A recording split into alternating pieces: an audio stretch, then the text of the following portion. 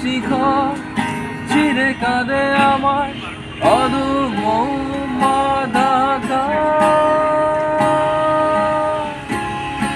আমি সৃষ্টি ক্ষুধা জ্বলে পুড়ে ছাড়খাড়, এই সাহস আমার পাখির কি করে তোমার গর্ব অবমান। মাগো আঝোর বর্ষায় মিশে যাব তোমার চোখে নোনা বৃষ্টিতে, অভিমান হয়ে যে দেখো পাশে আছি তোমার।